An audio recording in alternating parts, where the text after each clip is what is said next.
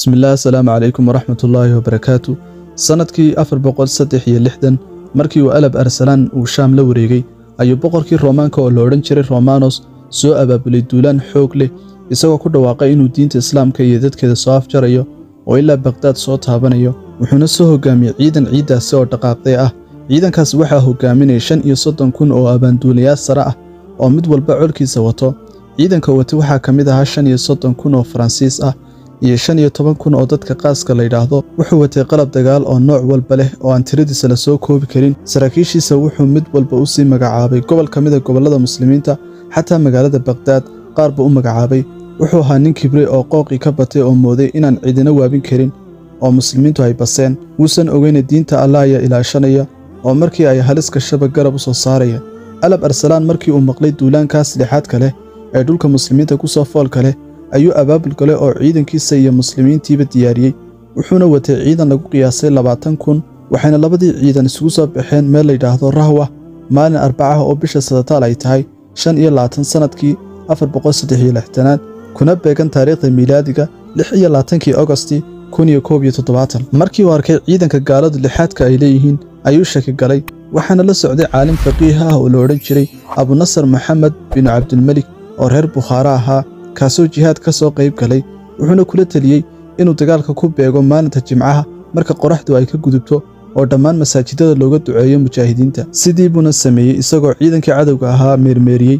markii la gaadhay duhurka dabadii maalintii Jimcada ahayd ayuu faraskiisii ka degay oo Alle weyne subxaanahu wa tacaala u sujuuday isagoo wejigiisa boodhka daray oo Alle isu duleeyay. markaas labadii ciidan fooda istareen iyagoo aan tiro ahaan isku dhigmin oo ah waxaan isku dhaweyn, laakiin hilkii Alle ay muslimiintu heleen maxaa yeelay hogaankooda ayaa Alle u bariyay oo ku xidhnaa. markaas gaaladii wadnaha shiila loo dhigay oo ay dabada jeediyeen, muslimiintiina seefta la raaceen oo ay meel walba raqdooda dhigeen. boqorkii dhannaa ee hogaaminayna wiil baa soo qabtay oo isagoo maxbuus ah u soo dhiibay suldaankii muslimiinta. markaasuu Alab Arsalan 3 jeedal ku dhuftay oo uu ku yidhi, haddii aan gacantaada ku dhici lahaa anigoo maxbuus ah maxaad iga yeeli lahayd? wuxuu ku yidhi, wax daran oo dhan baan kugu samayn lahaa. markaasuu haddana su'aashan weydiiyey, aniga maxaad iga filaysaa? wuxuu yidhi, inaad idishid ama dhulkaaga oo dhan laysoo mariyo oo laygu ceebeeyo, madax furasho iyo cafisna kaama filayo. markaasuu suldaankii u oggolaaday inuu isku furto madax furasho lacageed oo dhan 1,500,000 oo diinaar iyo sidoo kale inuu soo daayo dhammaan maxaabiistii muslimiinta ee dhulkiisa ku xidhnaa iyo 50 sano oo dagaal joojin ah iyo inuu maalin walba soo diro 1,000 diinaar.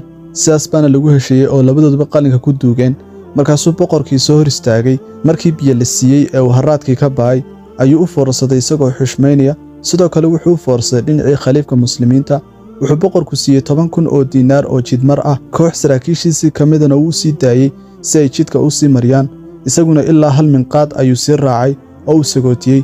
wuxuuna ku daray ciidan ilaalo ah oo waardiyeeya ilaa ay ka gaadhsiiyaan dhulkiisii uu ammaanka ku ahaa. ciidankaasi oo watay calan lagu qoray tawxiidka. markii uu dhulka Roomaanka gaadhayna wuxuu tegay iyadoo nin kale la boqoray oo la caleema saaray. markaasuu suldaankii fariin u soo diray isaga oo ka cudur daatay inuuna ballankii fulin karin maadaama taladii laga qaaday. wuxuuna soo diray jawharado iyo dahab lagu qiimeeyey 300,000 oo diinaar. xukunkii iyo siyaasaddiina uu iska dhex baxay. intuu dhar dhogor ah xidhay buu khalwo galay oo uu suufiis ka noqday. boqorkii Armenia ayuu u tegay oo uu ka codsaday inuu raaligelin ka gaadhsiiyo Suldaan Alab Arsalan oo uu u sheego inayna tala gacantiisa ku jirin. ninkii islaamka ku soo duulay oo maagay inuu dabar gooyo isaga iyo qayb saraakiishiisii ka mid ah muslimiinta ayay magan u noqdeen oo Alla baday. halkaas waxaa ka muuqda inuu Allah subxaanahu wa tacaala diintiisa ilaashanayo oo hadba u soo saarayo duul ilaashada. Alab Arsalan markii uu Roomaanka ku jebiyey goobtaasi taariikhda gashay ee Malaaskirti sanadkii 1017 miilaadi wuxuu Roomaanka ka hantay dhulka Anadol loo yaqaano badankiisa isagoo soo taabtay ilaa badda Iijaha.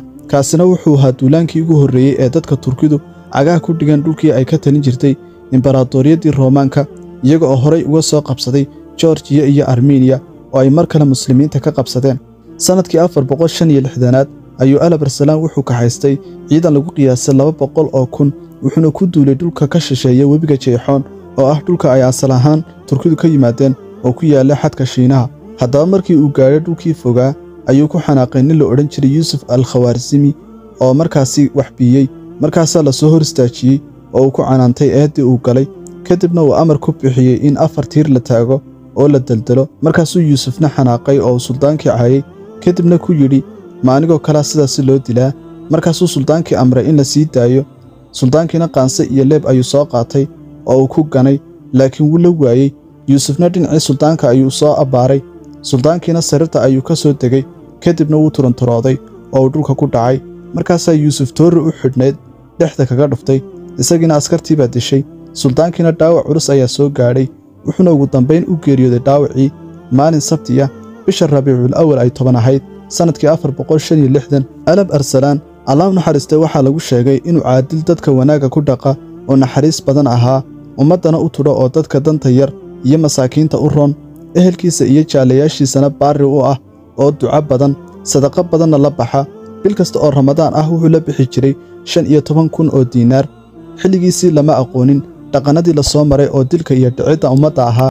ummadana hantida soo gasha ayuu u qaybin jiray oo xilligiisii gaajada ayaa yaraatay askartana qofkii uu ogaado inuu dadka dhacay tiirka ayuu ku xidhi jiray si aan mar dambe loo hawaysan kuwa diradirada qaadana warkooda muuna qaadan jirin oo waa uu khashafi jiray wiilkiisii malegshaah oo dhaxal suga ahaa ayuu talada ku reebay